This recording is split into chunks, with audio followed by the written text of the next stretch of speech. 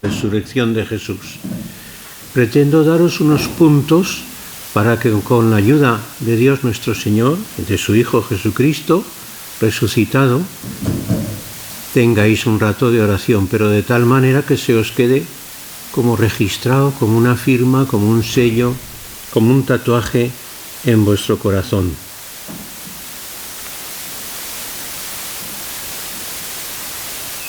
El Cristo de Javier, que lo tengo aquí en este pequeñito trocito de papel, tiene un aspecto especial. Es del siglo XIV, es una talla en madera, pero según cómo se saca la fotografía, sonríe. Curioso eso. Sonríe. Es que está así, está hecho así, de tal manera que parece que está lleno de gloriosa sonrisa, como dirían con los escritores antiguos. San Ignacio en los ejercicios, en los escritos, pues pone que la primera contemplación es cómo Cristo nuestro Señor apareció a Nuestra Señora. Estamos ya en un ambiente de lo que se llama la cuarta semana, cuarta parte de los ejercicios. Pero atención, el padre Peter Hans Kolfenbach, que era un hombre muy rico, espiritualmente muy rico, que murió allá en Líbano, después de ser durante muchos años superior general de la Compañía de Jesús, pues el padre dice que atención, que la tercera y cuarta semanas van estrechamente unidas. La pasión de Jesús se comprende también estrechamente unida a la resurrección de Jesús con nosotros. Dice la sólita oración preparatoria. Bueno, Señor, que todas mis intenciones, acciones, operaciones de la memoria, entendimiento y voluntad sean derechamente enfocadas a tu mayor servicio y alabanza. Después el primer preámbulo. El primer preámbulo está escrito dentro de un ambiente filosófico, por tanto también con repercusión en los estudios de teología, típico de la época de San Ignacio de Loyola. Y os lo leo. Como después que Cristo expiró en la cruz y el cuerpo quedó separado del ánima, y con él, con el cuerpo, siempre unida la divinidad, la ánima beata descendió al infierno, asimismo unida con la divinidad, de donde, sacando a las ánimas justas y veniendo al sepulcro, vuelve al sepulcro y resucitado, apareció a su bendita Madre en cuerpo y en ánima. Perfecto, compuesto, integrado todo así. Bueno, quizá nosotros, por lo menos yo no hablo fijándome solo en el cuerpo o fijándome solo en el alma. Alma de Cristo, santifícame, claro, el alma de Cristo es humana, como mis ojos, como mis sentidos corporales, y el alma es humana, y plenamente humana. Claro, ahí está después la dificultad de responder cuando alguien pregunta, pero entonces, ¿quién sufre en Getsemaní? ¿Quién disfruta de la plenitud, de la gloria, del estar siempre lleno de alegría, sin cansarnos? Un padre salesiano tiene ese escrito tan precioso, ¿no? Cuando seremos bien lo que seremos, ¿cómo será? Entonces estaremos contentos. No me acuerdo cómo empieza, pero es pensando sobre la vida futura, que es eterna y es eternamente feliz, y no nos aburriremos de ser felices. Eso es lo difícil. Y eso es el ambiente, diríamos, de la resurrección, o si queréis, de la glorificación, de dar gloria a Dios. Por eso, esto no tiene vuelta de hoja lo que dice San Ignacio, así se entiende, pero tampoco vamos a pensar en que el cuerpo de Jesús muerto no es de Jesús. Claro que es de Jesús. Entonces, ¿el cuerpo cómo es? ¿Cómo está? Pues está siendo vivido el cuerpo. Jesús, cuando se encarna, ¿qué pasa? Pues es la segunda persona con mayúscula dentro de la Santísima Trinidad eternamente. Pero entonces, ¿qué pasa? ¿Y en María qué? Pues en María, la segunda persona de la Santísima Trinidad, que es el Hijo eterno del Padre, por medio de la acción del Espíritu Santo, es concebido en el seno de María y se hace hombre. El Hijo de Dios se hace carne, se hace hombre. Entonces hay que tener mucho cuidado en lo que decimos, porque claro, pues es muy difícil utilizar ahora la palabra persona, porque como ya nosotros lo sabemos, son personas divinas, Padre, Hijo y Espíritu Santo. Pero Jesús no es un hombre, como dice San Pablo en su carta a los Filipenses, que toma la condición de esclavo y se hace obediente hasta la muerte, y además una muerte de cruz. Y eso, claro. Pero no es una persona cualquiera en el sentido de introducir aquí los nombres que atribuimos a Dios. No es una persona cualquiera. Entonces, ¿cómo llamarle a Jesús? ¿Cómo? Si quieres estudiarlo mucho y despacio, acércate y vete a las definiciones que hasta ahora tienen mucho peso y muchísimo valor y nos acercan al conocimiento de quién es Jesús. 451, si no me equivoco, Calcedonia, como os recordé ayer, el tomo que escribió desde Roma, lo mandó por medio de unos emisarios, el Papa León Magno. Para mí es el más contundente que ha conseguido ayudar a toda la Iglesia, Dios nuestro Señor, por medio de este Papa, a entender un poquito más a Jesucristo. Bueno, luego hay un segundo preludio, un preámbulo segundo, que es ver el lugar, ver la disposición del Santo Sepulcro. Pues sí, allí en el jardín,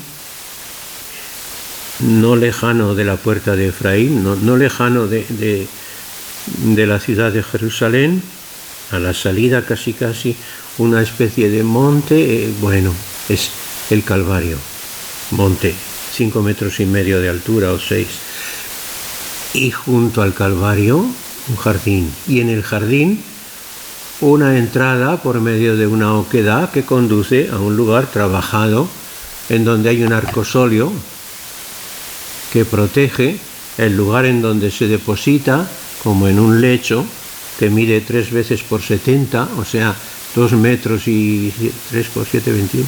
¿Cuánto es? No lo sé. Pero bueno, 3 tégulas ocupaban. Las tégulas eran de 70 centímetros. Pues el sitio para que quepan bien los cuerpos, pues es ese, y ahí se pone el cuerpo, pero una vez embalsamado, perfumado, con ricos perfumes,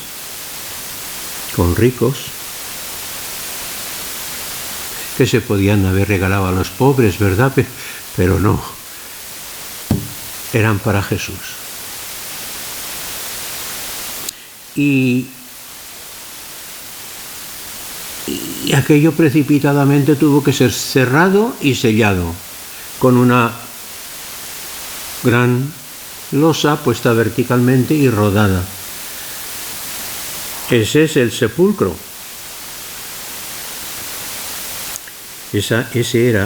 Así era el sepulcro, al parecer, de todos los que han trabajado allí. Y mirar también la casa de Nuestra Señora, mirando las partes de ella en particular, por ejemplo, la cámara o el oratorio. Claro, Ignacio se acordaba de que en su casa solariega tenían un oratorio y todavía se conserva, con alguna imagen muy bonita, preciosa, que le habían regalado a alguna pariente de San Ignacio, la habían traído de tierras de los Países Bajos, muy bonita. Que la Virgen María estaba unida con Dios nuestro Señor y estaba en continua, diríamos, oración de aceptación de la verdad sobre su Hijo, sobre ella, eso está seguro. Que tenía cuadros en el oratorio y que había oratorio, eso ya vamos a ponerlo en duda, si es que en Nazaret había tantas cosas. Mejor dicho, estamos en Jerusalén, no sabemos el sitio, quizá la misma casa o cerca en donde había tenido lugar la última cena. Y después pedir lo que quiero, o sea, pedir gracia para me alegrar y gozar intensamente de tanta gloria y gozo de Cristo nuestro Señor. Los puntos son, dice, como los que di para la última cena, y pues eso es primero ver qué hace, ver la situación, oír, escuchar y luego cómo actúan. Ciertamente, si aunque no hubiese tenido lugar físicamente y fotográficamente no hayamos podido recordar nada de la entrevista, claro, entre Jesús resucitado y su madre, aunque eso no se ha podido hacer así, pero que conversaron Jesús resucitado con María, es normal, su madre.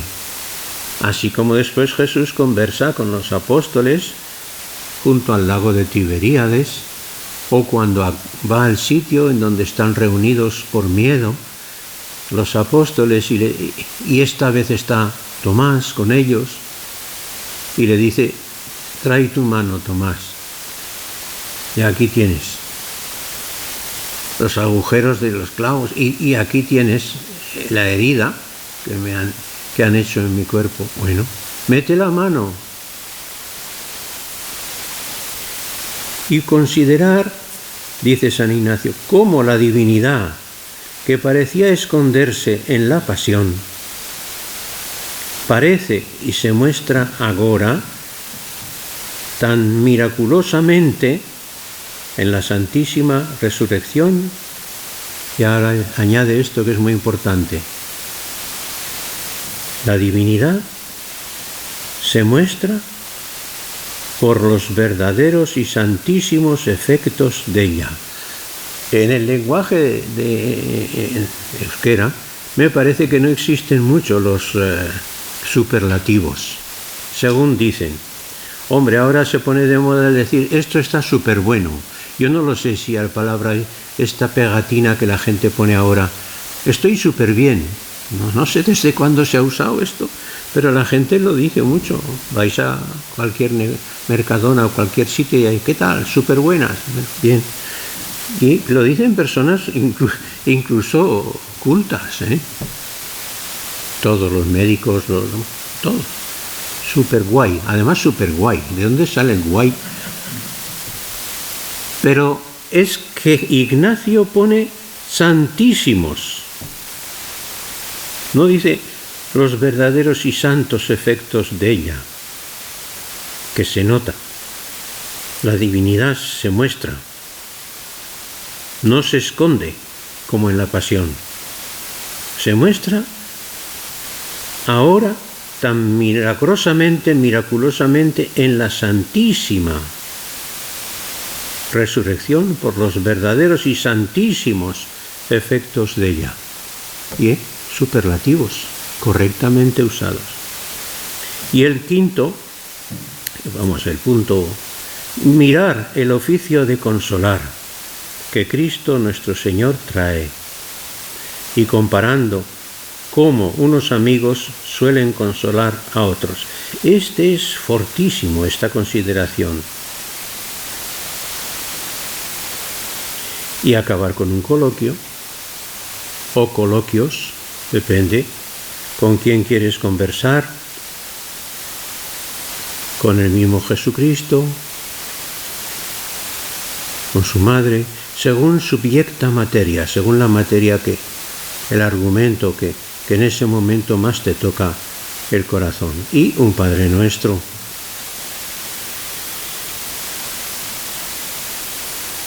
Bueno, entonces, una vez que aquí vemos cómo lo escribió San Ignacio y cómo lo dice a los que hacían los ejercicios con él, hemos de tener en cuenta los filtros que la sociedad, la renovación de la cultura, que no siempre se renueva de un modo constructivo, a veces no, a veces estropeando las cosas. Bueno, pues considerando todo esto, ponernos en una posición como de silencio, porque estos misterios de la Pascua, tanto la pasión de Jesús y su muerte, como la resurrección, están cargados de gloria. Gloria especialmente, como hace San Juan, en la misma cruz. Algunos juntan los misterios de la muerte y resurrección de tal manera que dicen que resucita en el momento que muere. Bueno, caldo de cabeza. Los que dan los ejercicios dicen que esta semana es la más difícil y delicada de todas, y tienen razón.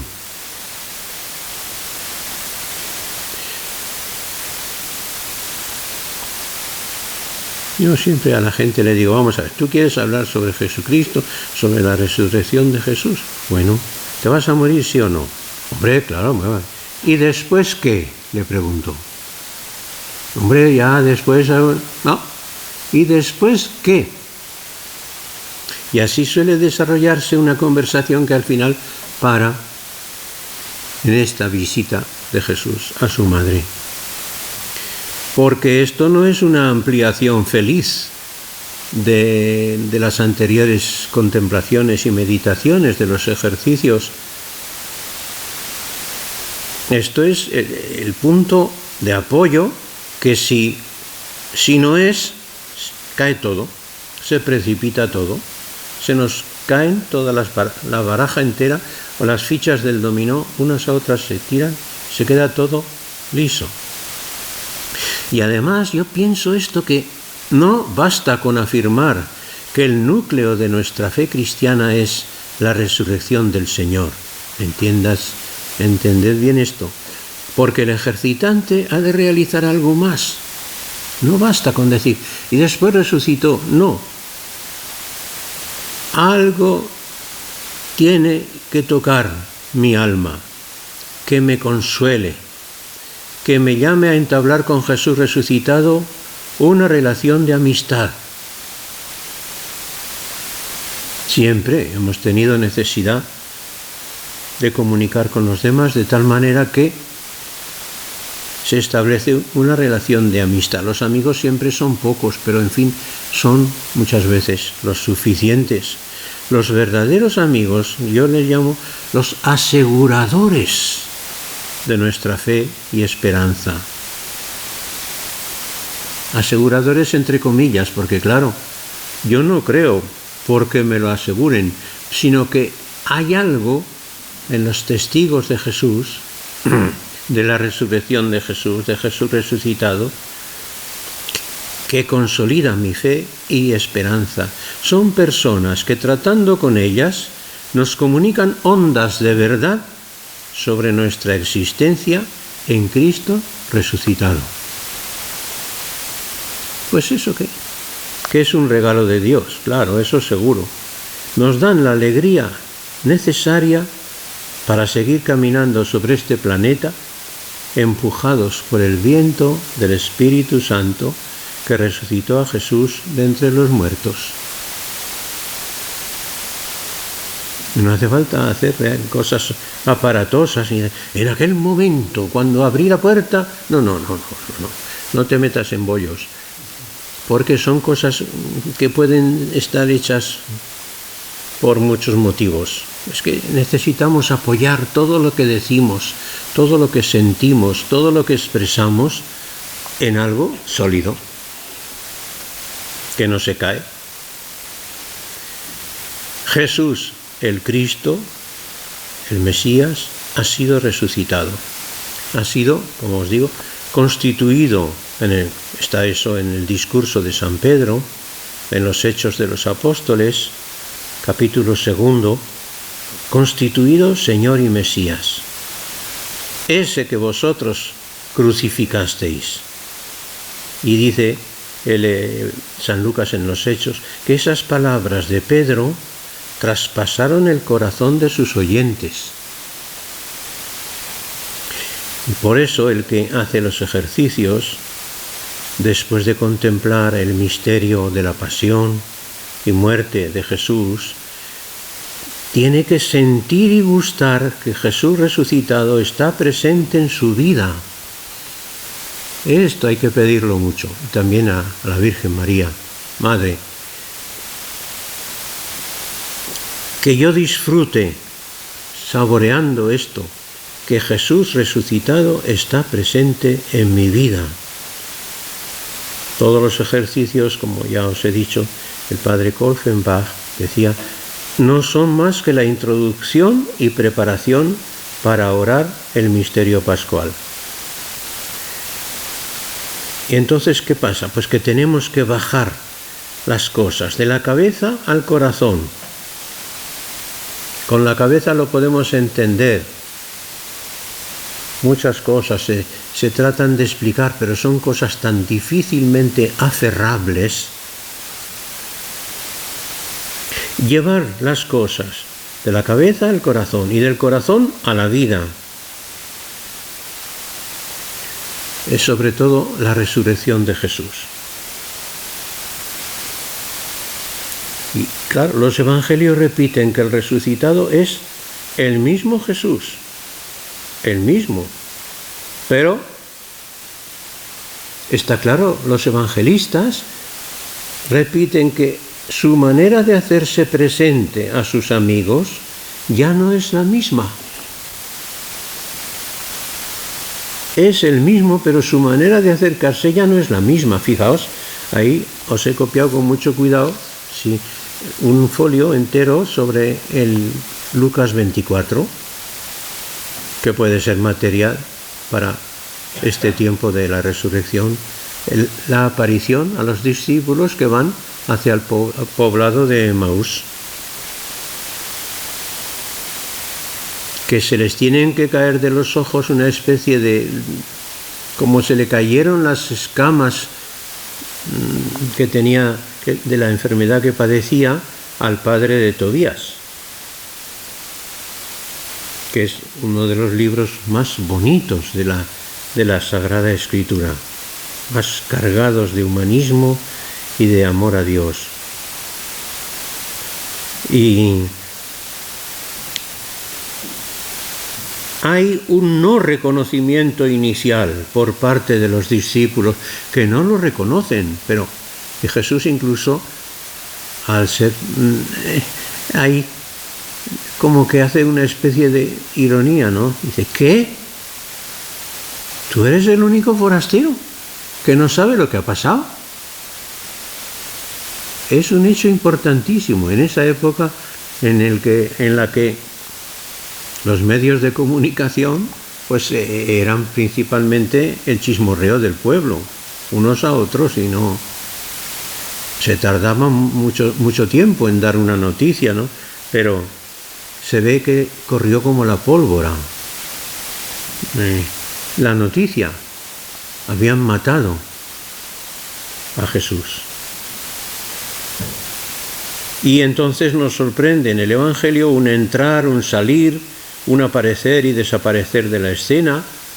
En cuanto tomó el pan, dio gracias, lo partió y empezó a dárselo, se les abrieron los ojos.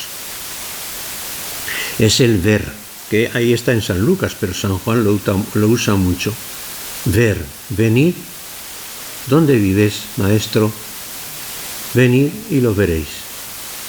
Pues eso, el ver, según San Juan, pero también ahí en el caso de los de Emaús. Por eso Ignacio nos dice que consideremos los verdaderos y santísimos efectos de la resurrección. La corporalidad de Jesús resucitado causa en quienes lo encuentran un consuelo que no se puede decir, es indecible. Y no hay que olvidar esto que también San Ignacio mantiene porque se decía siempre que la persona a quien Jesús consuela, en primer lugar, es su madre. Que no aparece esto en la Escritura, pero, como decía Chesterton, ¿verdad? No tenemos que quitarnos la cabeza para decir algunas cosas. Si nos lo dice el sentido común. Ningún otro consuelo es más intenso para cualquiera de nosotros, también para la Virgen María, que el ver confirmado qué bien hemos hecho en fiarnos anteriormente de Dios. O como dicen, in te domine speravi, non confundar in eternum, ¿no? Así Pemán le pone al divino impaciente Javier, con esa última frase: en ti, Señor, he confiado, no seré defraudado para siempre. Y entonces, claro, pues es que... Y eso da una alegría, tendrá que darnos una alegría muy, muy grande, al recordar que un día se nos ofreció la oportunidad, y otro día, y otro día, y otro día, de poner nuestra esperanza en la resurrección de Jesús y nuestra. Unos compañeros que escribieron un libro ahí, el padre Darío Moyao, el padre Pablo Alonso, lo que haya escrito este padre os lo recomiendo.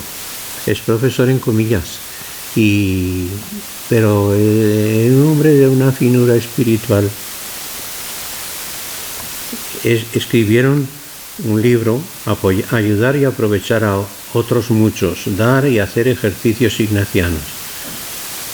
Y esto lo ponen de relieve, esto que os digo yo, de la alegría que produce ver que es más importante construir personas que destruir enemigos, recuperar a los malvados y a los débiles es más importante que destrozarlos, y salvar al mundo es más importante que condenarlo.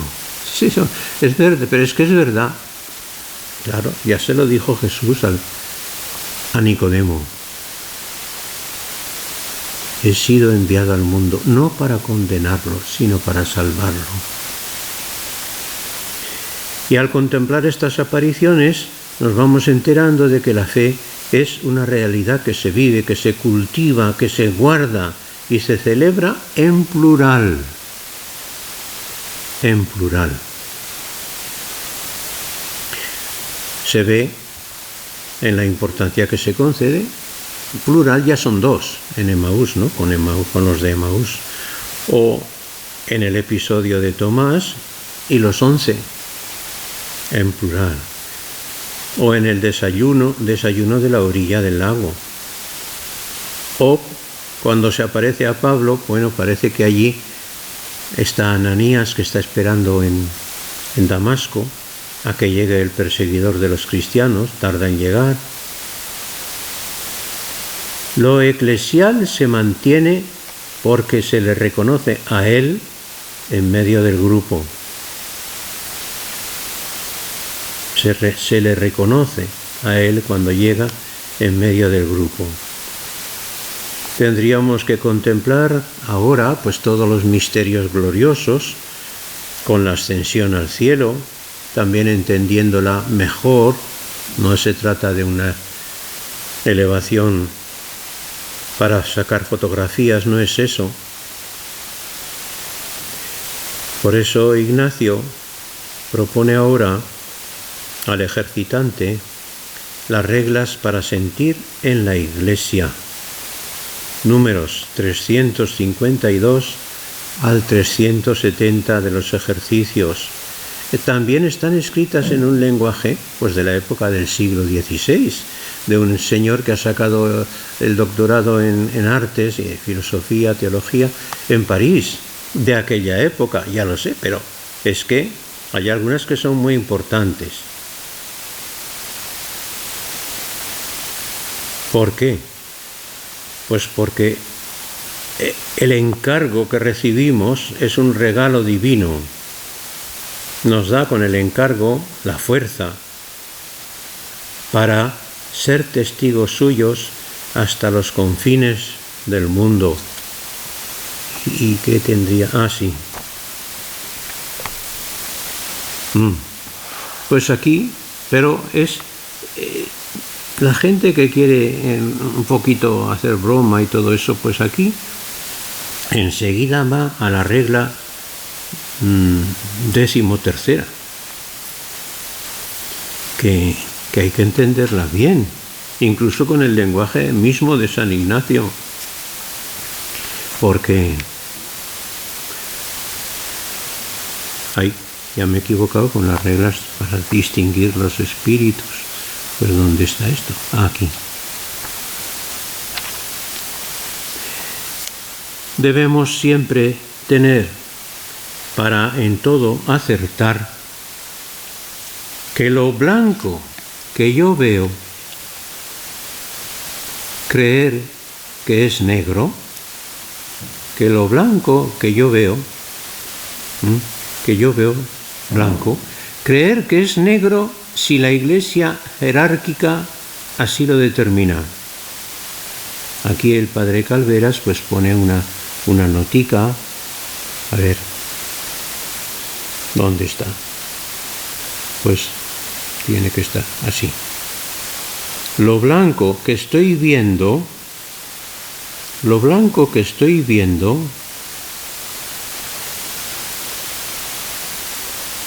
crea que es negro si la Iglesia jerárquica así lo determina. Sí, yo lo veo de color blanco. A pesar de ser daltónico, me gusta mucho pintar a la acuarela, al óleo, y a veces pues tengo fallos. Y me acuerdo en un cuadro que copié de un pintor que se llama Laszlo, de un muchacho desayunando con la taza de café con leche y eso. Le pinté todo el pelo de color verde. Pero en la familia me dijeron, ¿qué has hecho? Como nada. He modelado todo, la luz, la sombra. Dice, pero no. Y entonces lo que pasa es que siendo óleo con la espátula, se quita toda la pintura, se deja secar y se vuelve a pintar todo de color marrón, pero no verde. Porque generalmente no, el cabello no es verde. Pero así entendí un poco mejor esto. Lo blanco que estoy viendo, crea que es negro si la Iglesia jerárquica así lo determina. Punto y coma, creyendo que entre Cristo nuestro Señor, esposo, y la Iglesia, su esposa, es el mismo Espíritu que nos gobierna y rige para la salud de nuestras almas. Porque por el mismo Espíritu y Señor nuestro, que dio los 10 mandamientos, es regida y gobernada nuestra Santa Madre Iglesia. Más claro ya no se puede en este sentido. Y entonces, pues claro, ya lo repite Francisco, atención, que esto de la sinodalidad no es una cosa que se hace en una especie de parlamento o congreso en donde las cosas se discuten y bueno, no, pero que sí, se pueden discutir las cosas y discutir, bueno, ¿qué discutís por el camino?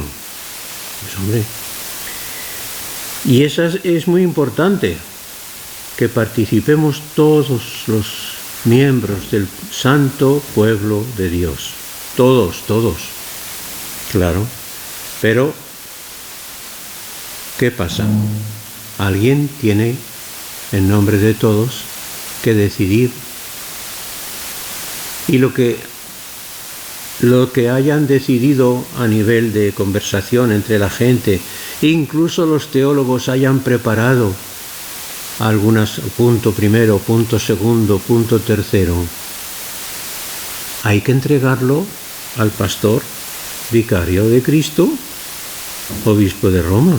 Mientras, es que yo no sé, yo no veo otro modo, es que es así. Es que es así. Por algo Jesús resucitado limpió el alma, la conciencia de San Pedro y le volvió a decir: sígueme, apacienta mis ovejas. Junto al lago, Jesús resucitado. Así que repito esto: debemos siempre tener para en todo acertar que lo que estoy viendo